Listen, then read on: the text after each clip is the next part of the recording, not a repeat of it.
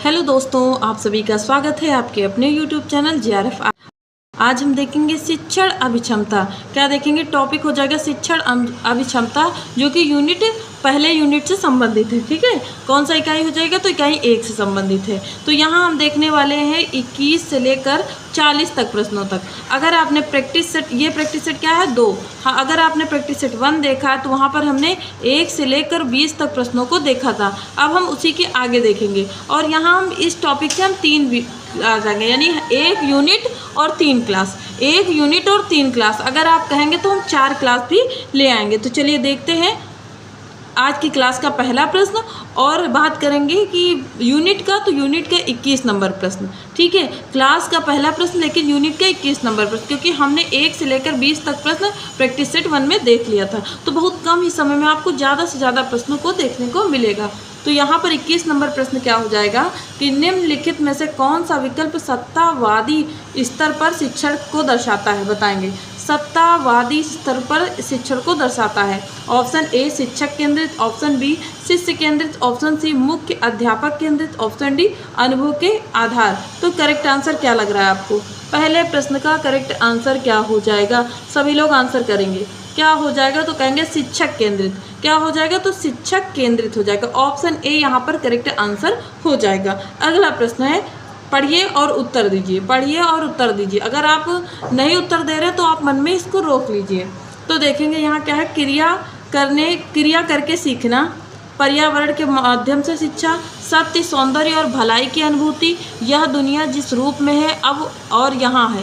तो आपको यहाँ दर्शन दिया गया, एक तरफ विशेषता है, दूसरी तरफ उसकी मतलब दर्शन है। तो दर्शन की विशेषता सूची 1 में मिल रही है और दर्शन आपको सूची 2 में मिल रहा है। तो बताएंगे करेक्ट आंसर क्या हो जाएगा। ये नीचे कूट दिया गया है, यानी कि कूट नहीं दिया गया, कूट दिया गया, कोडिंग दी गई है। आप मतलब ऑप्शन दिया गया। आप बताएंगे करेक्ट आंसर क्या हो जाएगा। इस प्रश्न का करेक्ट आंसर क्या हो जाएगा? 22वें प्रश्न का करेक्ट आंसर क्या हो जाएगा? तो बात करेंगे क्रिया करके सीखना। क्रिया करके सीखना ये क्या है? तो कहेंगे ये व्यवहारवाद है। क्या है? व्यवहारवाद। इस पे 3 पे चला जाएगा। पर्यावरण के माध्यम से शिक्षा, तो क्या हो जाएगा? पर्यावरण माध्यम से शिक्षा। ये तो प्राकृतिक बात, इसमें तो कुछ करना नहीं। पर्यावरण और प्राकृतिक बात एक ही है कि नहीं? तो अगर हम क्या करते हैं, पर्यावरण को हम दूसरा पर्यावरण दूसरे नंबर पे है ना, तो अगर हम इसको पहले नंबर पे देखते हैं तो देखें कहाँ दूसरा का पहला कहाँ दिख रहा है। देखिए इस ऑप्शन में नहीं तो ए कट जाएगा। हाँ, बी पर है, रुके रहेंगे। सी पर दूसरे का तीसरा बिल्कुल कट जाएगा और डी पर भी नहीं है, दूसरे का दूसरा है डी पर, तो कट गया। ऑप्शन काट के आंसर बी आ गया। ऑप्शन काट के ऑप्शन बी आ गया। तो तीसरे का क्या हो जाएगा? दूसरा, यानी कि सत्य, सौंदर्य और भलाई क्या है? आदर्श है। और यह दुनिया जिस रूप में है अब और यहाँ है, तो ये यथार्थवाद हो जाएगा। बात समझ में है कि नहीं? करेक्ट आंसर क्या हो जाएगा? ऑप्शन बी हो जाएगा। अगला प्रश्न देखेंगे, प्रश्न नंबर 23। प्रश्न नंबर 23 के सभी लोग उत्तर करेंगे कि बौद्धिक कौशल किस ज्ञान क्षेत्र के द्वारा प्रतिबिंबित होते हैं? बताएंगे। ऑप्शन ए संज्ञानात्मक ज्ञान क्षेत्र, ऑप्शन बी भावात्मक ज्ञान क्षेत्र, ऑप्शन सी क्रियात्मक ज्ञान क्षेत्र, ऑप्शन डी उपयुक्त में से कोई नहीं। तो करेक्ट आंसर क्या हो जाएगा?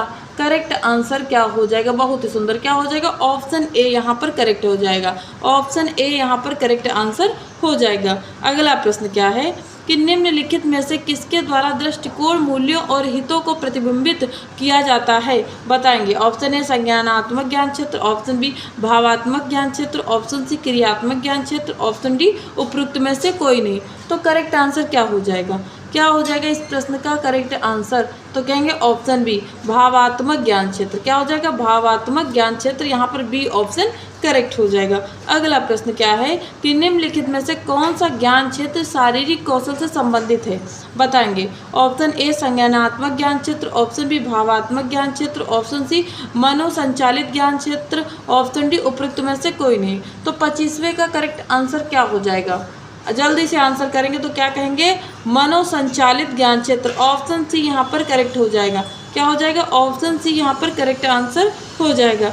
अगला प्रश्न क्या है कि निम्नलिखित में से कौन सा एक उदाहरण संज्ञानात्मक ज्ञान क्षेत्र के रूप में उद्धृत किया जा सकता है। ऑप्शन ए किसी विशेष विषय का वर्णन करना, ऑप्शन बी फोटो फिल्म का विकास, ऑप्शन सी निबंध लिखना, ऑप्शन डी अनुरक्षण का उत्तरदायित्व लेना। तो 26वें प्रश्न का करेक्ट आंसर क्या लग रहा है आपको? बहुत ही बढ़िया, क्या हो जाएगा? ऑप्शन ए हो जाएगा, किसी विशेष विषय का वर्णन, किसी विशेष विषय का वर्णन। ऑप्शन ए यहाँ पर करेक्ट हो जाएगा। ठीक है, अगला प्रश्न देखेंगे कि निम्नलिखित में से किसको शिक्षण के संदर्भ में मनुष्य संचालित के उदाहरण के रूप में लिया जाता है, बताएंगे। तो ऑप्शन ए है पर्यावरण प्रदूषण के लिए जागरूकता को दर्शाना, ऑप्शन बी पर्यावरण करना, ऑप्शन सी दो प्रयोगों के परिणामों को लेखा करना, ऑप्शन डी एक कहानी का वर्णन करना। 27 का करेक्ट क्या लग रहा है आपको? क्या हो जाएगा? तो कहेंगे प्रयोग करना। ऑप्शन बी इस प्रश्न का करेक्ट आंसर हो जाएगा। क्या हो जाएगा? ऑप्शन बी करेक्ट हो जाएगा। अगला प्रश्न क्या है?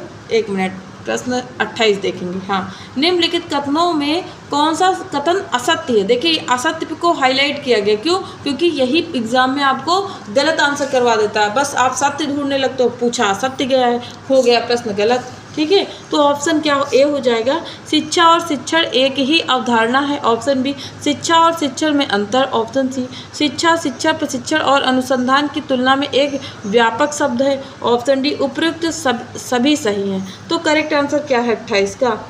बहुत बढ़िया, क्या हो जाएगा? ऑप्शन ए करेक्ट हो जाएगा। इस प्रश्न का करेक्ट आंसर ऑप्शन ए हो जाएगा। अगला प्रश्न क्या है कि निम्नलिखित में से कौन सा शिक्षण के क्षेत्र में विशेषज्ञता को दर्शाता है, बताएंगे। विशेषज्ञता को कौन दर्शाएगा? ऑप्शन ए अवधारणाओं का ज्ञान, ऑप्शन बी शिक्षण कौशल, ऑप्शन सी निर्णय लेने का कौशल, ऑप्शन डी उपयुक्त सभी। तो प्रश्न 29 का करेक्ट आंसर क्या हो जाएगा? 29वें प्रश्न का करेक्ट आंसर क्या हो जाएगा? तो कहेंगे उपयुक्त सभी। क्या कहेंगे? ऑप्शन डी करेक्ट आंसर हो जाएगा। अगला प्रश्न क्या है? 30 नंबर का आंसर सभी करेंगे। 30 नंबर प्रश्न का करेक्ट आंसर करेंगे। तो क्या है प्रश्न की निम्न में से किस प्रकार का व्यक्तित्व शिक्षण के दृष्टिकोण से सबसे अधिक अनुपयुक्त है? तो ऑप्शन ए जो एक कठोर अनुशासक है, ऑप्शन बी जो अपने विषय को अच्छी तरह से जानता है, ऑप्शन सी जिसकी शिक्षण में कोई अभिरुचि नहीं है, ऑप्शन डी जो नैतिक मूल्यों को सिखाता है। तो 30वें प्रश्न का करेक्ट आंसर क्या हो जाएगा? सभी लोग आंसर करेंगे। अगर आपको आंसर आ रहा है तो पहले कमेंट में आंसर कर दीजिए और क्लास को लाइक भी कर दीजिए। ठीक है, और चैनल पे नया तो सब्सक्राइब भी कर दें। तो करेक्ट आंसर क्या हो जाएगा? तो कहेंगे ऑप्शन सी हो जाएगा, जिसकी शिक्षण में कोई अभिरुचि नहीं है। तो ये करेक्ट आंसर हो जाएगा ऑप्शन सी। अगला प्रश्न क्या है कि निम्न में से कौन सा अध्यापन के सिद्धांत है? अध्यापन के सिद्धांत बताना है। नीचे आपको ऑप्शन दिया गया है, कूट दिया गया है, कौन सा करेक्ट आंसर है? सभी लोग आंसर करेंगे। तो ऑप्शन ए हो जाएगा मनोवैज्ञानिक से तार्किक की ओर, ऑप्शन नहीं सॉरी क्या पॉइंट दिया गया ना, तो पहला पॉइंट क्या हो जाएगा? मनोवैज्ञानिक से तार्किक की ओर, दूसरा है विश्लेषण से संश्लेषण की ओर, तीसरा क्या है? मूर्त से अमूर्त की ओर, फिर चौथा प्राकृतिक का पालन करना। तो इसमें से क्या जो है अध्यापन के सिद्धांत बताना, कौन से अध्यापन के सिद्धांत है? तो करेक्ट आंसर बताइएगा। करेक्ट आंसर क्या हो जाएगा? तो कहेंगे ये तीनों ही एकदम सही है, ये तीनों ही अध्यापन के सिद्धांत है, इसीलिए करेक्ट आंसर ये तीनों ने, ये चारों हैं। तो क्या हो जाएगा? उपयुक्त सभी। यहाँ करेक्ट आंसर ऑप्शन डी हो जाएगा। सभी ही सही हैं, सभी अध्यापन के ही सिद्धांत है। याद कर लीजिएगा, यहीं पर कर लीजिए। अगला प्रश्न देखेंगे कि निम्नलिखित में से कौन से विकल्प विश्लेषण के अर्थ को दर्शाते हैं या दर्शाता है? तो ऑप्शन ए है संगठक भाग में एक समस्या का हल ढूंढने की क्षमता, ऑप्शन बी संगठक भागों का संयोजन करना, ऑप्शन सी दोनों ए और बी, ऑप्शन डी उपयुक्त में से कोई नहीं। तो करेक्ट आंसर क्या हो जाएगा? इस प्रश्न का करेक्ट आंसर क्या लग रहा है आपको? 32वें प्रश्न का करेक्ट आंसर क्या है? तो कहेंगे संगठक भाग। क्या हो जाएगा? संगठक भागों। 32वें प्रश्न का करेक्ट आंसर क्या हो जाएगा? ऑप्शन ए हो जाएगा। क्या हो जाएगा? ऑप्शन ए संगठक भाग में एक समस्या का हल ढूंढने की क्षमता। ठीक है, ये क्या है? विश्लेषण है, इसीलिए करेक्ट आंसर ऑप्शन ए हो जाएगा। अगला प्रश्न क्या है कि निम्नलिखित में से कौन सा शब्द कक्षा शिक्षण में विषय वस्तु को सरल ढंग से प्रस्तुत करने के नियमों के लिए प्रयुक्त किया जाता है। ऑप्शन ए शिक्षण विधि, ऑप्शन बी शिक्षण सिद्धांत, ऑप्शन सी शिक्षण तकनीकी, ऑप्शन डी शिक्षण रणनीति। तो करेक्ट आंसर क्या है? सभी लोग आंसर देते हुए चलेंगे।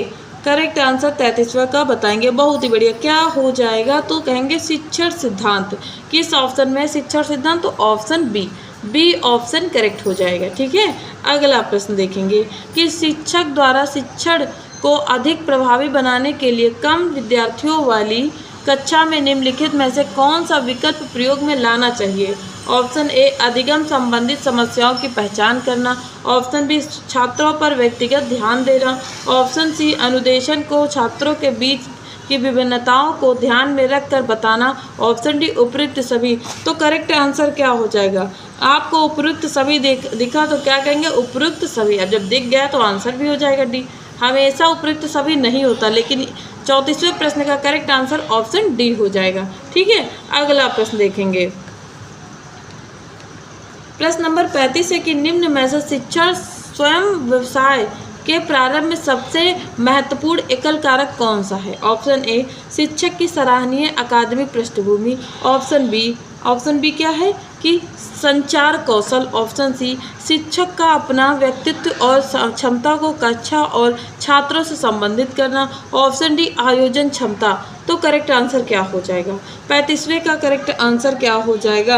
तो कहेंगे ऑप्शन सी। क्या हो जाएगा? ऑप्शन सी क्या है? शिक्षक का अपना व्यक्तित्व और क्षमता को कक्षा और छात्रों से संबंधित करना। करेक्ट आंसर 35 का करेक्ट आंसर ऑप्शन सी हो जाएगा। ठीक है, अगला प्रश्न देखेंगे कि निम्नलिखित में से कौन सा कथन प्रभावी शिक्षण के संदर्भ में सही है? ध्यान देना, यहाँ बात सही की हो रही है, यहाँ बात सही की हो रही है, इसीलिए सही ढूंढना है। तो करेक्ट आंसर क्या हो जाएगा?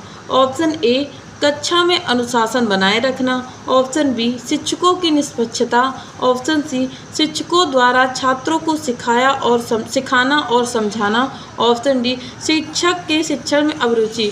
करेक्ट आंसर क्या हो जाएगा? सभी लोग आंसर करेंगे।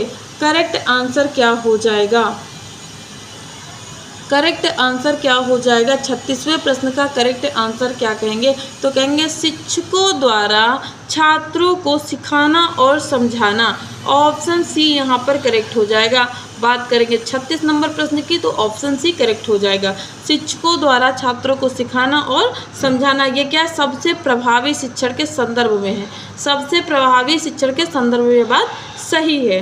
अब अगला प्रश्न देखेंगे कि यहाँ सूची 1 को सूची 2 से मिलान करना है। आप एक तरफ क्या दिया गया? दार्शनिक दिए गए हैं और एक तरफ उनके दर्शन दिए गए हैं। तो पहले इधर टैगोर है, विवेकानंद है, महात्मा गांधी और बौद्ध धर्म।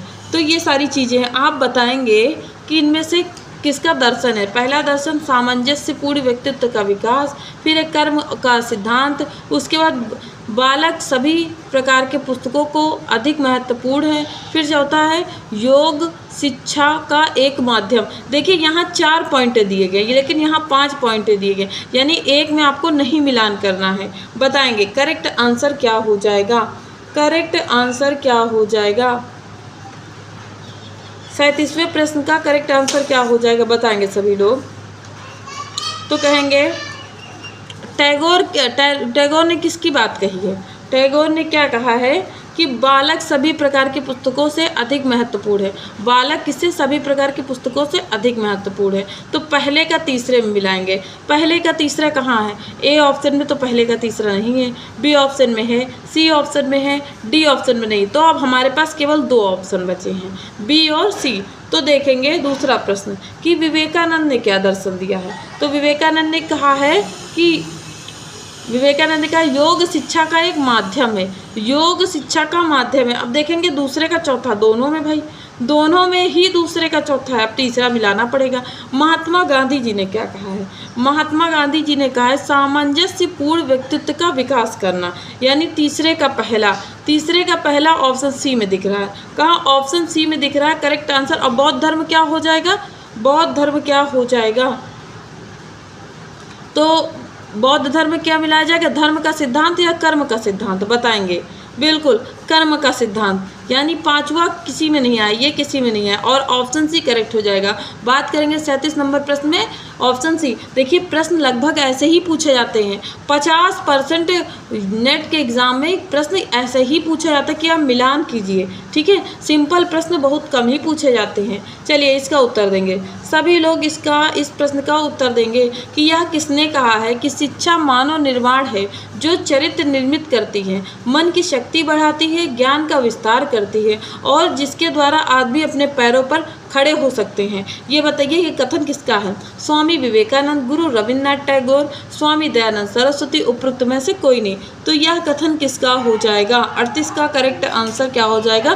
तो कहेंगे यह कथन स्वामी विवेकानंद का है, इसीलिए 38 का करेक्ट आंसर ऑप्शन ए हो जाएगा, ठीक है, ऑप्शन ए हो जाएगा। अगला प्रश्न देखेंगे कि निम्नलिखित में से कौन सी या सा गतिविधि शिक्षण प्रक्रिया में सबसे पहले आनी चाहिए? ऑप्शन ए उद्देश्यों का निरूपण, ऑप्शन बी शिक्षण अनुदेशन की योजना बनाना, ऑप्शन सी छात्रों की रुचि के बारे में जानना, ऑप्शन डी उपयुक्त सभी। बताया गया कि कौन सी प्रक्रिया सबसे पहले आएगी? सबसे पहले आएगी तो कहेंगे उपयुक्त सभी, ये सारी प्रक्रिया सबसे पहले आएंगी। ऑप्शन डी यहाँ पर करेक्ट आंसर हो जाएगा। क्या हो जाएगा? ऑप्शन डी यहाँ पर करेक्ट आंसर हो जाएगा। अगला प्रश्न देखेंगे, 40 नंबर प्रश्न है कि निम्नलिखित में कौन सा कथन प्रभावी शिक्षण में सम्मिलित है? बताएंगे प्रभावी शिक्षण में सम्मिलित है। ऑप्शन ए शिक्षक सक्रिय होते हैं परंतु छात्र सक्रिय हो भी सकते हैं और नहीं भी। ऑप्शन बी शिक्षक सक्रिय निषेध हो सकता है परंतु छात्र सक्रिय होते हैं। ऑप्शन सी शिक्षक और छात्र दोनों सक्रिय हैं। ऑप्शन डी उपयुक्त सभी। तो 40वें प्रश्न का करेक्ट आंसर क्या हो जाएगा? 40वें प्रश्न का करेक्ट आंसर हो जाएगा शिक्षक और छात्र दोनों ही सक्रिय होंगे। अगर प्रभावी शिक्षा देना तो दोनों लोगों को सक्रिय होना पड़ेगा, दोनों जने को यानी शिक्षक और छात्र दोनों को सक्रिय होना पड़ेगा, ठीक है। तो करेक्ट आंसर क्या हो जाएगा? Option C. 40 का करेक्ट आंसर ऑप्शन सी हो जाएगा। तो आपको क्लास कैसी लगी है? सभी लोग क्लास को लाइक कर दीजिएगा, अगर चैनल पर नए तो सब्सक्राइब करना नहीं भूलिएगा। मिलते हैं कल इसी यूनिट से 20 प्रश्नों के साथ फिर से, ठीक है। और हम पेपर से पहले हर एक यूनिट से कम 60, अगर आप कमेंट करते बताते हैं कि कितने प्रश्न तो हम 100 प्रश्नों तक हर एक यूनिट से करवाएंगे, ठीक है। लेकिन वो अगर आप कहेंगे तब, नहीं तो हम 60 प्रश्न करवाएंगे, ठीक है। मिलते हैं अगले क्लास में। Thanks for watching. Thank you.